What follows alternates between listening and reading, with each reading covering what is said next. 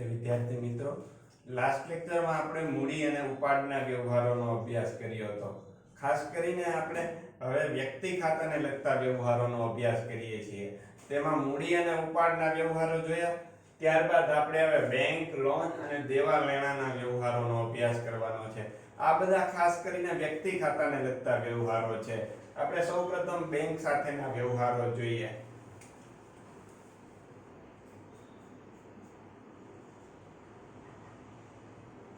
રૂપિયા 1000 રોકડા બેંકમાં ભર્યા.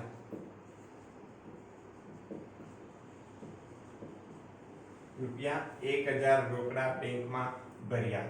અહીં હવે જે આપણે ખાસ કરીને વ્યવહારો છે તેમાં જે ખાતા નક્કી કરી અને તેની બેવડી અસર આપવાની છે, તેમાં વ્યવહાર રોકડ છે કે ઉધાર તે જરૂરી છે. અમુક વ્યવહાર છે તેની અંદર આખો વ્યવહાર પણ સમજવો પડશે અને ત્યારબાદ ખાતા નક્કી થશે. આપણે અહીં આપણા નિયમ પ્રમાણે જ આગળ વધીએ કે વ્યવહારને વાંચીએ તો રૂપિયા 1000 રોકડા બેંકમાં ભર્યા. રોકડ શબ્દ આવ્યો એટલે રોકડ વ્યવહાર થયો. રોકડ વ્યવહાર આપણો નિયમ છે કે કોઈ વ્યવહાર રોકડ હોય એટલે એક ખાતું રોકડ ખાતું હોય જ તે. ત્યારબાદ એક બાબત યાદ રાખો કે બેંકમાં રૂપિયા ભરીએ એટલે બેંક સાથે વ્યવહાર થયો. તો બેંક સાથે કોઈ વ્યવહાર થાય અથવા કોઈ ચેકનો વ્યવહાર હોય તો એક ખાતું બેંકનું ખાતું છે તે નક્કી થાય. તો આપણા બંને ખાતા છે તે નક્કી થઈ ગયા. જો આપણે બેંક સાથે વ્યવહાર કરીએ અથવા ચેકથી કોઈ વ્યવહાર કરીએ તો બેંક ખાતું છે તે નક્કી થાય છે. હવે આપણે ખાતા જે બે નક્કી કરવાના છે તે બંને નક્કી થઈ ગયા. હવે જ્યારે આપણે બેંકમાં રૂપિયા ભરીએ ને ત્યારે હંમેશને માટે બેંક ખાતું પ્રથમ લખવામાં આવે છે અને ત્યારબાદ તેની સાથે જોડાયેલું અન્ય ખાતું છે રોકડ ખાતું છે તે લખવામાં આવે છે. બેંક ખાતું, રોકડ ખાતું. આપણે પ્રકાર છે તે નક્કી કરી લઈએ. બેંક ખાતું અને રોકડ ખાતું છે તે. બેંક ખાતું છે તે વ્યક્તિ ખાતું છે. રોકડ ખાતું છે તે માલ મિલકત ખાતું છે. બેંક છે તે નાણાકીય સંસ્થા છે અને કોઈ પણ નાણાકીય સંસ્થા હોય તે વ્યક્તિ ખાતામાં આવે છે. હવે આપણે આ બે ખાતા જે નક્કી કર્યા તેનું અર્થઘટન કરીએ. એટલે કે આ બે ખાતા છે તે આ વ્યવહારમાં કઈ અસર ધરાવે છે. બેંક ખાતું સૌપ્રથમ તો બેંકમાં આપણે રૂપિયા ભરીએ તો શું થાય? તો કે બેંકમાં આપણે રૂપિયા ભરીએ તો બેંક આપણી આગળથી રૂપિયા લઈ લે. એટલે કે આ વ્યવહારમાં બેંક છે તે લેનાર થાય છે. બેંક લેનાર છે. રોકડ ખાતું તો કે રોકડ ખાતું છે તે આ વ્યવહારમાં શું અસર કરે છે? તો કે આપણે રોકડા રૂપિયા બેંકમાં ભરીએ તો બેંક લેનાર બની ગઈ. અને રોકડની શું અસર થાય? તો કે રોકડ આપણી પાસેથી જતી રહે. આપણે બેંકને આપી દઈએ એટલે રોકડ છે તે આપણી પાસેથી જતી રહે એટલે રોકડ જાય છે. રોકડ જાય છે. તો અહીં આવી બે અસર થશે. બેંકમાં રૂપિયા ભરીએ એટલે બેંક ખાતું, રોકડ ખાતું. બેંક લેનાર બને અને રોકડ જાય છે. ત્યારબાદ જેવી રીતે રૂપિયા બેંકમાં ભરીએ તેવો વ્યવહાર જોયો, તેવી જ રીતે રૂપિયા બેંકમાંથી ઉપાડીએ તેવો વ્યવહાર જોઈએ. રૂપિયા 1000 રોકડા બેંકમાંથી ઉપાડ્યા.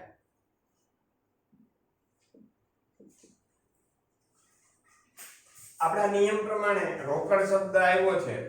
રોકડ શબ્દ આવે એટલે વ્યવહાર છે તે રોકડ વ્યવહાર થઈ જાય. રોકડ વ્યવહાર.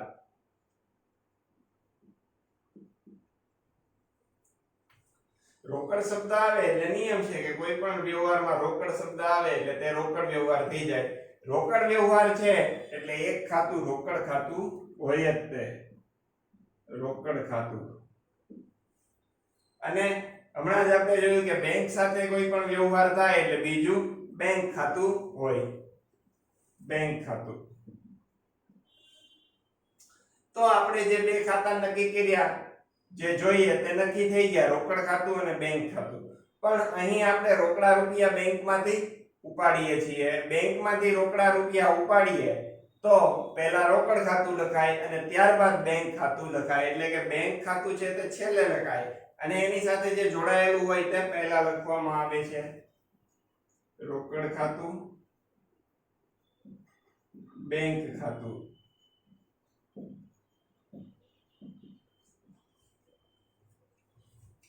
ખાતાના પ્રકાર જોઈએ. રોકડ ખાતું, માલ મિલકત ખાતું.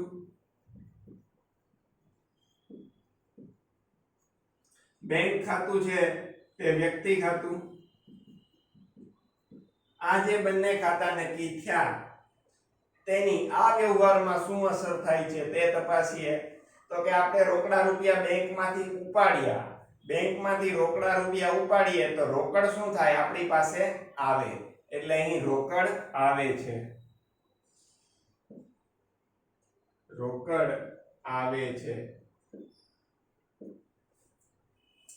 બેંક ખાતું, તો કે બેંક ખાતું છે તે શું દર્શાવે છે આ વ્યવહારમાં? તો કે બેંકમાંથી આપણે રોકડા રૂપિયા ઉપાડીએ છીએ એટલે બેંક છે તે આપણને રૂપિયા આપનાર બને છે. અહીં બેંક આપનાર છે.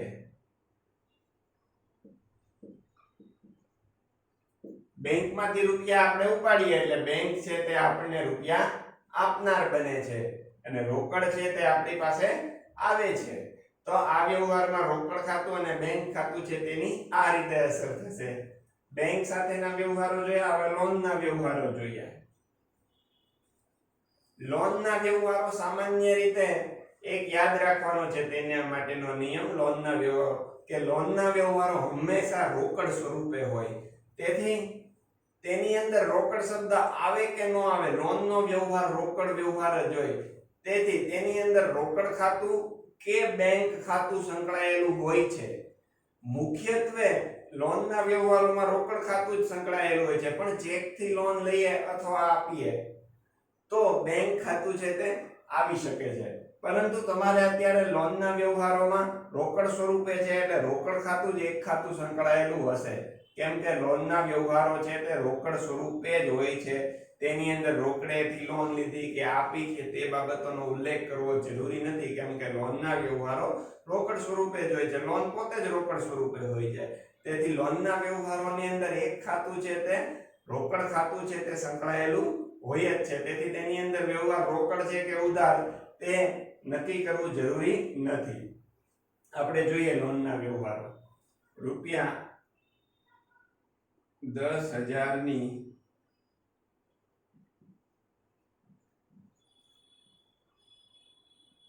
મહેશની 12%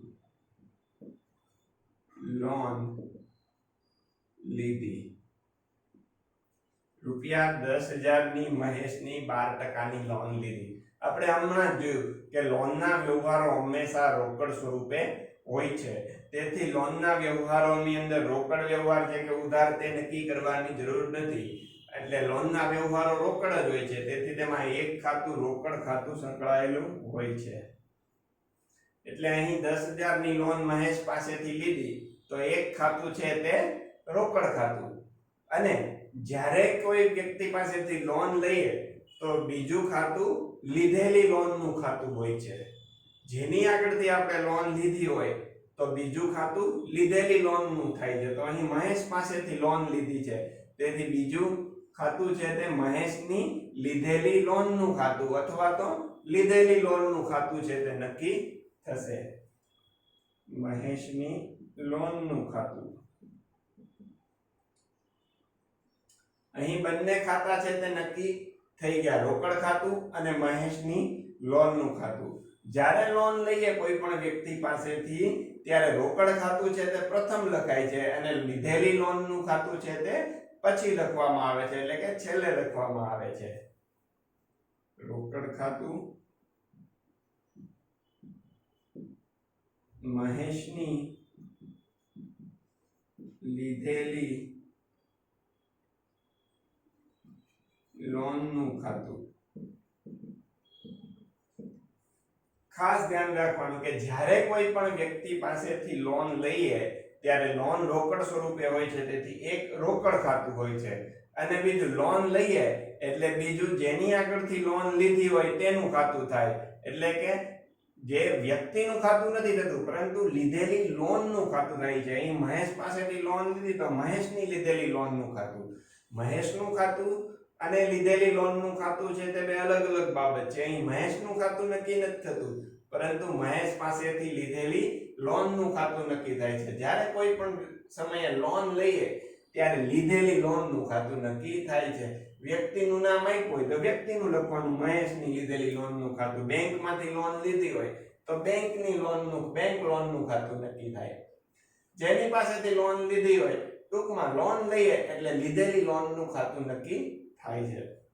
રોકડ ખાતું છે તે માલ મિલકત ખાતું. મહેશની લીધેલી લોનનું ખાતું. અહીં મહેશનું ખાતું નથી, આપણે લોન ઉપર જ ધ્યાન કેન્દ્રિત કરવાનું છે. જેની પાસેથી લોન લઈએ ત્યારે લીધેલી લોનનું ખાતું નક્કી થાય. લીધેલી લોન એ ધંધાની જવાબદારી છે.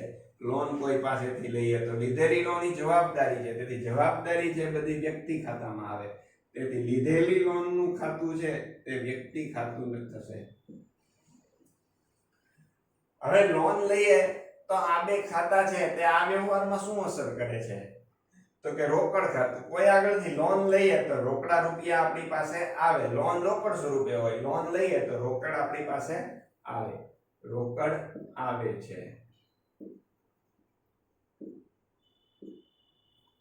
હવે મહેશ પાસેથી લોન લીધી, અહીં બે અર્થઘટન થાય. મહેશ પાસેથી લોન લઈએ તો આપણું ધંધાનું દેવું છે તે વધે છે, આપણી જવાબદારી ઊભી થાય છે. મહેશ આપણને કાયમ માટે પૈસા નથી આપ્યા, લોન સ્વરૂપે ઉછીના રૂપિયા આપ્યા છે, એટલે એ રૂપિયા પરત તો કરવાના છે, એટલે અત્યારે આપણી જવાબદારી છે. તેથી અહીં બે અર્થઘટન લખી શકાય. ધંધાનું દેવું છે અથવા ધંધાની જવાબદારી છે, અને મહેશની પાસેથી લોન લીધી એટલે મહેશ આપનાર છે તે પણ લખી શકાય. બંને રીતે અર્થઘટન છે તે કરી શકાય. સામાન્ય રીતે ધંધાની જવાબદારી છે અથવા ધંધાનું દેવું છે તેવું વધારે અર્થઘટન થાય છે. કોઈ પણ વ્યક્તિ પાસેથી લોન સ્વરૂપે રૂપિયા લઈએ તો આ બંને અર્થઘટન છે તે કરી શકાય છે. તો આ રીતે આ વ્યવહારમાં છે તેની અસર થશે બંનેની. જે રીતે લોન લીધી એવી જ રીતે આપણે લોન કોઈને આપી પણ શકીએ. જે રીતે આપણને લોન મળે છે તેવી રીતે લોનને આપી પણ શકાય. તો જ્યારે કોઈને લોન તરીકે રૂપિયા ઉછીના આપીએ તો તેને ધીરેલી લોન કહેવાય. જે રીતે રૂપિયા લોન તરીકે લઈએ આપણે તો લીધેલી લોન કહેવાય. તો રૂપિયા કોઈને ઉછીના આપીએ લોન તરીકે તો ધીરેલી લોન પણ થાય છે. તેવો એક વ્યવહાર જોઈએ. રૂપિયા 5000 જયેશને લોન તરીકે ઉછીના આપ્યા. રૂપિયા 5000 જયેશને લોન તરીકે ઉછીના આપ્યા. અહીં તો લોન લીધી નથી, લોન તરીકે રૂપિયા આપ્યા છે તેવો વ્યવહાર છે. આપણે એક બાબત તો નક્કી થઈ કે લોનના વ્યવહારો રોકડ સ્વરૂપે જ હોય છે, તેથી એક ખાતું રોકડ ખાતું હોય છે. હવે આપણે અહીંયા લોન લીધી નથી, લોન આપી છે. તો લોન તરીકે કોઈને રૂપિયા આપીએ ને તો બીજું ખાતું આપેલી લોનના બદલે ધીરેલી લોન એવો શબ્દ લખવામાં આવે છે. ધીરેલી લોન અથવા જયેશને ધીરેલી લોન, ગમે તે શબ્દ છે તે લખી શકાય. ધીરેલી લોન પણ લખી શકાય અને જયેશને ધીરેલી લોન પણ લખી શકાય. બે ખાતા છે તે નક્કી થઈ ગયા. હવે જ્યારે લોન લીધી હતી ત્યારે લીધેલી લોનનું ખાતું છેલ્લે લખ્યું હતું. તો લોન તરીકે કોઈને રૂપિયા આપીએ તો આપેલી એટલે કે ધીરેલી લોનનું ખાતું છે તે પ્રથમ લખવામાં આવે છે. ધીરેલી લોનનું ખાતું, રોકડ ખાતું. અહીં જયેશને ધીરેલી લોનનું ખાતું પણ લખી શકાય અને ધીરેલી લોનનું ખાતું પણ લખી શકાય. અહીં ધીરેલી લોન છે, જયેશને આપણે લોન તરીકે રૂપિયા આપ્યા છે, તેથી તેને વ્યક્તિ ખાતામાં જ લેવું પડશે. લેણું છે ધંધાનું એટલે વ્યક્તિ ખાતું, અને રોકડ ખાતું છે તે માલ મિલકત ખાતું. આ લેણાના સંદર્ભે પણ બની શકે. અહીં ધીરેલી લોનનું ખાતું છે તે વ્યક્તિ ખાતામાં આવશે અને રોકડ ખાતું છે તે માલ મિલકત ખાતામાં. કોઈને લોન તરીકે રૂપિયા આપીએ એટલે ધંધાની એક રીતે લેણું ઊભું થાય, ધંધાની મિલકત જેવી બાબત ઊભી થાય. આપણે રૂપિયા એને કાયમ માટે નથી આપી દેતા, પરંતુ થોડાક સમય માટે આપીએ છીએ ઉછીના. તેથી આને ધંધાનું લેણું કહેવામાં આવે છે. તેથી અહીં અર્થઘટન છે તે આવું થશે: ધંધાનું લેણું છે. અથવા તો આપણે જયેશને રૂપિયા લોન તરીકે ઉછીના આપીએ છીએ, જે એ બાબત દર્શાવે છે કે જયેશ આપણી આગળથી રૂપિયા લેનાર છે. બંને અર્થ કરી શકાય. લોન તરીકે કોઈને રૂપિયા ઉછીના આપીએ તો બંને અર્થ કરી શકાય: ધંધાનું લેણું છે અથવા લેનાર છે. રોકડ ખાતું, માલ મિલકત ખાતું. લોન તરીકે આપણે રૂપિયા આપીએ છીએ એટલે રૂપિયા આપણી પાસેથી જાય છે, રોકડ જાય છે. તો જ્યારે લોનના વ્યવહારો આવશે ત્યારે આ રીતે અર્થઘટન છે તે કરવાનું રહેશે. લોન લઈએ તો રોકડ ખાતું ને લીધેલી લોનનું ખાતું. રોકડ આવે અને લીધેલી લોન, જેની પાસેથી લોન લીધી હોય તે ધંધાનું દેવું બને, અથવા તો તે વ્યક્તિ લોન આપનાર છે. લોન તરીકે રૂપિયા કોઈને ઉછીના આપીએ તો ધંધાનું લેણું થાય, અથવા તે વ્યક્તિ રૂપિયા લેનાર છે અને રોકડ આપણી પાસેથી જાય. તો આ રીતે લોનના વ્યવહારો છે તેની અંદર અર્થઘટન કરવામાં આવશે. ત્યારબાદ આપણે અહીં દેવા લેણાના વ્યવહારો જોઈએ.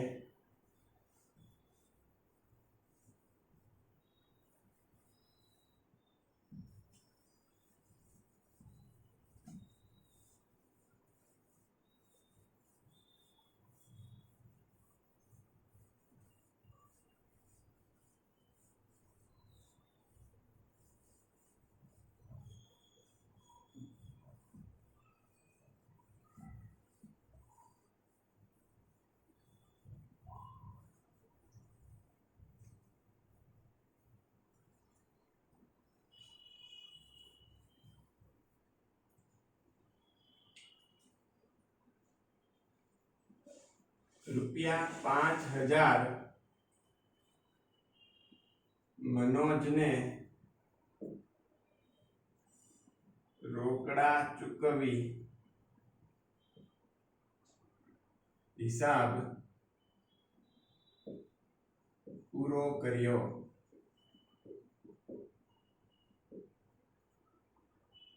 અહીં રૂપિયા 5000 મનોજને રોકડા ચૂકવી હિસાબ પૂરો કર્યો એટલે કે મનોજ આપણી આગળ રૂપિયા માંગતો હતો, હવે આપણે એને રૂપિયા ચૂકવી દીધા અને હિસાબ છે તે પૂરો કર્યો.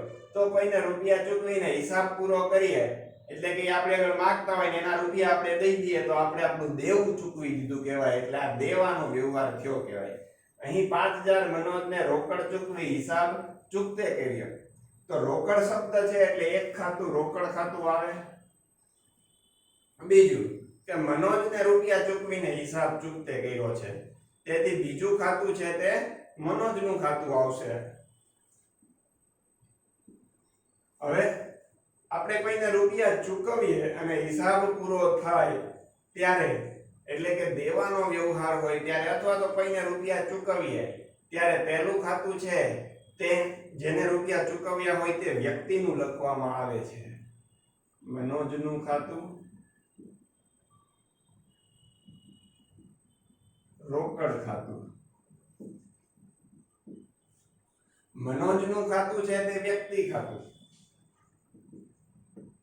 રોકડ ખાતું છે તે માલ મિલકત ખાતું. અહીં આપણે મનોજને રૂપિયા ચૂકવીને હિસાબ પૂરો કરીએ છીએ એટલે મનોજને રૂપિયા ચૂકવી દઈએ છીએ. તો મનોજ શું અસર કરશે આ વ્યવહારની અંદર? તો કે મનોજ છે તે આ વ્યવહારની અંદર રૂપિયા લેનાર બનશે. એટલે કે મનોજ નાણાં લેનાર છે, નાણાં લેનાર છે. અને આપણે રોકડા રૂપિયા તેને ચૂકવી દઈએ છીએ, તો રોકડા રૂપિયા તેને ચૂકવીએ તો રોકડ આપણી આગળથી જાય, રોકડ જાય છે. તો મનોજનું ખાતું અને રોકડ ખાતું છે તે આવી રીતે આ વ્યવહારમાં અસર કરશે. બીજું કે ₹5000 મનોજને રોકડા ચૂકવી હિસાબ ચૂકતે કર્યો. આની અંદર રોકડ શબ્દ આવી ગયો એટલે આપણી માટે રોકડ ખાતું નક્કી કરવું સહેલું હતું, કારણ કે વ્યવહાર છે તે રોકડ વ્યવહાર હતો. અહીં વ્યવહાર છે તે રોકડ વ્યવહાર બનતો હતો, તેથી એક ખાતું રોકડ ખાતું નક્કી થયું. અને બીજું કે આપણે હિસાબ ચૂકતે કર્યો, જેને હિસાબ ચૂકતે થાય, જેને આપણે રૂપિયા આપી દઈએ એટલે આપણું દેવું છે એ પૂરું થઈ જાય, આપણી જવાબદારી છે તે પૂરી થઈ જાય. તો જવાબદારી પૂરી થઈ જાય તો જેના પ્રત્યેની જવાબદારી પૂરી થઈ હોય તે વ્યક્તિનું ખાતું આવે. હવે આપણું દેવું પૂરું થાય, જવાબદારી પૂરી થાય, અથવા આપણે કોઈને રૂપિયા ચૂકવી દઈએ ત્યારે જેને ચૂકવ્યા હોય તેનું ખાતું પહેલા લખાય અને રોકડ ખાતું છે તે પછી લખાય. અહીં ચેક થી પણ રૂપિયા ચૂકવી શકાય. જો એવું જરૂરી નથી કે રોકડા રૂપિયા ચૂકવાય, અહીં એમ પણ લખી શકાય ₹5000 મનોજને રોકડાની બદલે એમ લખી શકાય ₹5000 મનોજને ચેક થી ચૂકવી હિસાબ પૂરો કર્યો. તો અહીં મનોજનું ખાતું તો આવે જ તે, દેવાનો વ્યવહાર છે તેની પ્રત્યેની જવાબદારી પૂરી થાય છે. પણ ચેક થી રૂપિયા ચૂકવીએ તો આપણે રોકડા રૂપિયા ન ચૂકવવાના રહે, ચેક થી ચૂકવીએ ત્યારે રૂપિયા બેંક ચૂકવે. તો અહીંયા રોકડની બદલે ચેક થી ચૂકવીએ તો રોકડની બદલે બેંક ખાતું થઈ જાય. તો અહીં મનોજ અને બેંક ખાતું થાય. મનોજ અને બેંક ખાતું બંને વ્યક્તિ ખાતા થઈ જાય. મનોજ નાણાં લેનાર જ બને, પણ ચેક થી રૂપિયા આપણે ચૂકવીએ ત્યારે રૂપિયા આપણી આગળથી રોકડા ન જાય, એની બદલે આપણી બદલે બેંક છે એ રૂપિયા ચૂકવે. એટલે અહીં લખવું પડે બેંક નાણાં આપનાર છે. તો તેવી રીતે અર્થ છે તે કરવામાં આવે છે. આપણે આગળ લેણાનો વ્યવહાર છે તે જોઈએ. ₹3000 રોકડા વિનોદ પાસેથી ચૂકતે હિસાબે મળ્યા. ₹3000 રોકડા વિનોદ પાસેથી ચૂકતે હિસાબે મળ્યા. હવે કોઈ વ્યક્તિ આગળથી ચૂકતે હિસાબે રૂપિયા મળે એનો મતલબ એમ કે હિસાબ છે તે પૂરો થઈ જાય છે અને રૂપિયા મળે છે. તો રૂપિયા જ્યારે મળે ત્યારે તેને લેણાનો વ્યવહાર કહેવામાં આવે છે. એટલે કે હવે આપણું લેણું પૂરું થઈ જાય. હવે આપણે વિનોદ પાસે ફરીવાર નહીં માંગીએ. 3000 એને રૂપિયા આપણને આપી દીધા ચૂકતે હિસાબે, હિસાબ ચૂકતે થઈ ગયો, પૂરો થઈ ગયો, એટલે આપણું લેણું છે તે તેના પ્રત્યેનું પૂરું થઈ જાય છે. તો અહીંયા આ લેણાનો વ્યવહાર થશે. હવે ₹3000 રોકડા વિનોદ પાસેથી ચૂકતે હિસાબે મળ્યા. હવે રોકડ શબ્દ છે એટલે રોકડ વ્યવહાર તો થશે જ તે. રોકડ વ્યવહાર ₹3000 રોકડા વિનોદ પાસેથી ચૂકતે હિસાબે મળ્યા. તો અહીં રોકડ વ્યવહાર થશે, રોકડ શબ્દ આવ્યો એટલે રોકડ વ્યવહાર થાય એટલે એક ખાતું છે તે રોકડ ખાતું તો નક્કી થશે જ તે. 3000 રોકડા વિનોદ પાસેથી મળ્યા, રોકડ વ્યવહાર છે એટલે રોકડ ખાતું તો નક્કી થઈ જ ગયું. ત્યારબાદ આપણું લેણું પૂરું થઈ જાય છે વિનોદ પ્રત્યેનું, વિનોદ પાસેથી રોકડા રૂપિયા મળી જાય છે, તેથી બીજું ખાતું છે તે વિનોદનું ખાતું છે તે નક્કી થશે. હવે આપણે આની પહેલાના વ્યવહારમાં જોયું હતું કે આપણે રૂપિયા ચૂકવતા હતા, હિસાબ પૂરો થતો હતો ત્યારે આપણે જેને રૂપિયા ચૂકવ્યા હતા તેનું નામ પહેલું લખ્યું હતું, રોકડ ખાતાનું નામ પછી લખ્યું હતું. તો અહીં આપણને રૂપિયા છે તે મળે છે, તેથી આપણે રોકડ ખાતું છે તે પહેલા લખવું પડશે અને આપણું લેણું પૂરું થાય એટલે જેની પાસેથી રૂપિયા મળ્યા તેનું નામ, તેના ખાતાનું નામ છેલ્લે લખવું પડશે. એટલે કે અહીં રોકડ ખાતું અને વિનોદનું ખાતું. રોકડ ખાતું છે તે માલ મિલકત ખાતું અને વિનોદનું ખાતું છે તે વ્યક્તિ ખાતું. માલ મિલકત ખાતું અને વ્યક્તિ ખાતું. હવે વિનોદ પાસેથી ચૂકતે હિસાબે રોકડા રૂપિયા છે તે મળી ગયા છે. હવે આ બે જે ખાતા નક્કી થયા, રોકડ ખાતું અને વિનોદ ખાતું, તેની અસર તપાસીએ કે આ વ્યવહારમાં આ બે ખાતા કઈ અસર કરે છે.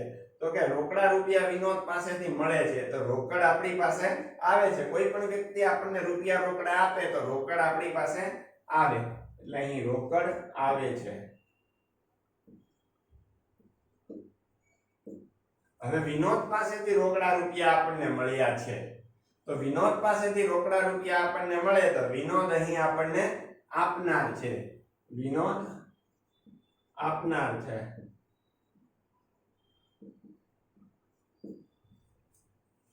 વિનોદ છે તે આપણને નાણાં આપનાર બને છે હવે અહીં વિનોદ પાસેથી રોકડા રૂપિયા મળ્યા એને બદલે ચેક થી રૂપિયા પણ મળી શકે રૂપિયા 3000 ચેક થી વિનોદ પાસેથી ચૂકતે હિસાબે મળ્યા ચેક થી કોઈ પણ વ્યવહાર થાય તે પણ રોકડ વ્યવહાર જ કહેવાય પણ ચેક થી વ્યવહાર થાય એટલે રોકડ ખાતાની બદલે બેંક ખાતું છે તે નક્કી થાય છે એટલે અહીં જે રોકડ ખાતું નક્કી કર્યું એની બદલે આપણે બેંક ખાતું છે તે નક્કી કરવું પડે અને વિનોદ પાસેથી ચેક મળે એટલે વિનોદનું ખાતું તો આવે જ તેમ તેથી અહીં રોકડ ને વિનોદના ખાતાની બદલે બેંક અને વિનોદનું ખાતું છે તે નક્કી થાય બેંક ખાતું છે તે વ્યક્તિ ખાતું અને વિનોદનું ખાતું છે તે પણ વ્યક્તિ ખાતા તરીકે નક્કી થાય બેંક ખાતાની સામે તો કે ચેક થી રૂપિયા આપણને મળે ત્યારે યાદ રાખવાનું કે જ્યારે જ્યારે ચેક થી રૂપિયા મળે ત્યારે આપણી આગળ રોકડા રૂપિયા નથી આવતા આપણે ચેક લઈને બેંકમાં જવું પડે પહેલા રૂપિયા બેંકને મળે એટલે બેંક છે તે લેનાર બને છે